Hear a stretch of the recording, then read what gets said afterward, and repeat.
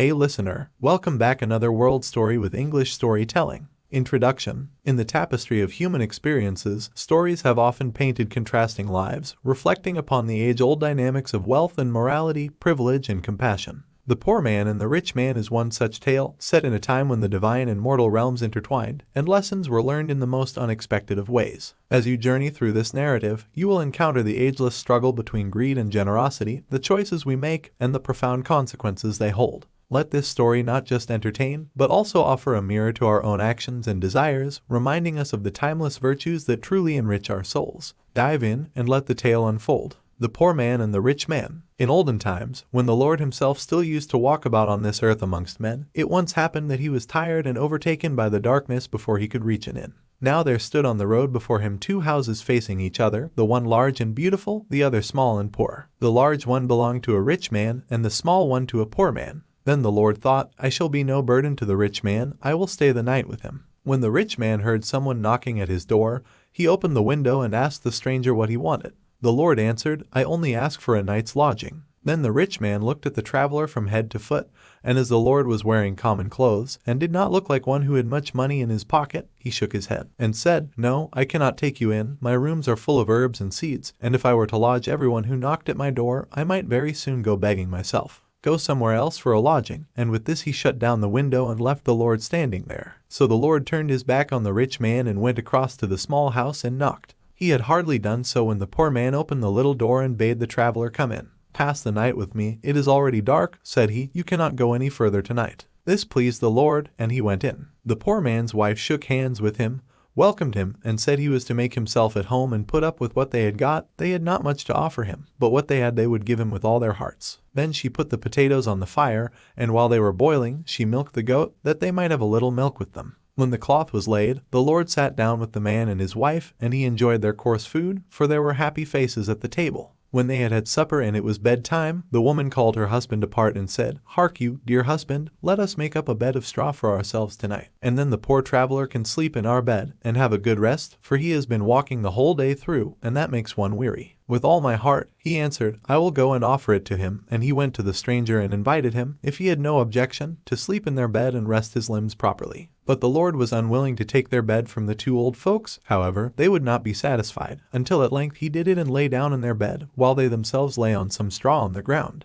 The next morning they got up before daybreak and made as good a breakfast as they could for the guest. When the sun shone in through the little window, and the Lord had got up, he again ate with them and then prepared to set out on his journey. But as he was standing at the door he turned round and said, As you are so kind and good, you may wish 3 things for yourselves and I will grant them. Then the man said, What else should I wish for but eternal happiness, and that we too, as long as we live, may be healthy and have every day our daily bread? For the third wish, I do not know what to have. And the Lord said to him, Will you wish for a new house instead of this old one? Oh, yes, said the man, if I can have that, too, I should like it very much. And the Lord fulfilled his wish, and changed their old house into a new one, again gave them his blessing, and went on. The sun was high when the rich man got up and leaned out of his window and saw, on the opposite side of the way, a new clean-looking house with red tiles and bright windows where the old hut used to be. He was very much astonished, and called his wife and said to her, Tell me, what could have happened? Last night there was a miserable little hut standing there, and today there is a beautiful new house. Run over and see how that has come to pass. So his wife went and asked the poor man, and he said to her, Yesterday evening a traveler came here and asked for a night's lodging, and this morning when he took leave of us he granted us 3 wishes, eternal happiness, health during this life and our daily bread as well,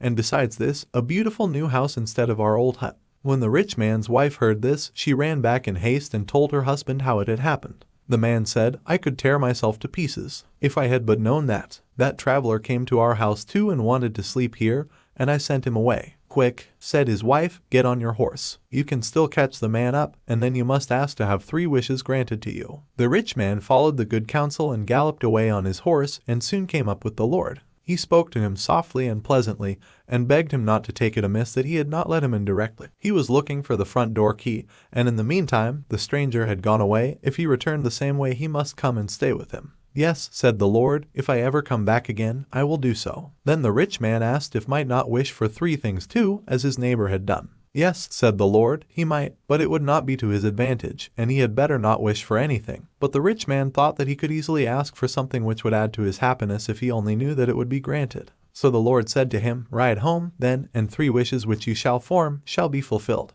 The rich man had now gained what he wanted, so he rode home and began to consider what he should wish for. As he was thus thinking, he let the bridle fall, and the horse began to caper about, so that he was continually disturbed in his meditations and could not collect his thoughts at all. He patted its neck and said, "Gently, Lisa," but the horse only began new tricks. Then, at last, he was angry and cried quite impatiently, "I wish your neck was broken." Directly he had said the words, down the horse fell on the ground, and there it lay dead and never moved again. And thus was his first wish fulfilled. As he was miserly by nature, he did not like to leave the harness lying there, so he cut it off and put it on his back, and now he had to go on foot. "I have still 2 wishes left," said he, and comforted himself with that thought. And now as he was walking slowly through the sand, and the sun was burning hot at noonday, he grew quite hot-tempered and angry. The saddle hurt his back, and he had not yet any idea what to wish for. "If I were to wish for all the riches and treasures in the world," said he to himself, "I should still think of all kinds of other things later on, I know that, beforehand.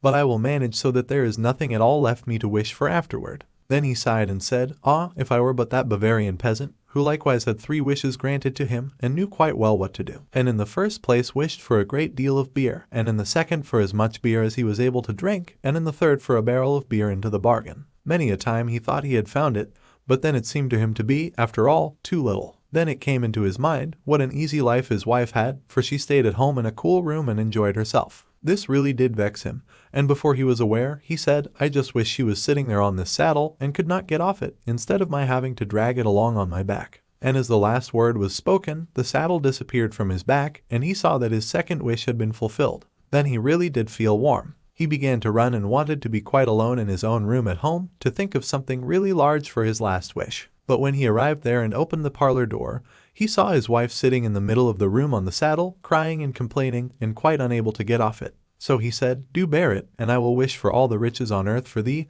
only stay where thou art." She, however, called him a fool, and said, "What good will all the riches on earth do me, if I am to sit on this saddle? Thou hast wished me on it, so thou must help me off." So whether he would or not, he was forced to let his third wish be that she should be quit of the saddle, and able to get off it, and immediately the wish was fulfilled. So he got nothing by it but vexation, trouble, abuse, and the loss of his horse, but the poor people lived happily, quietly, and piously until their happy death.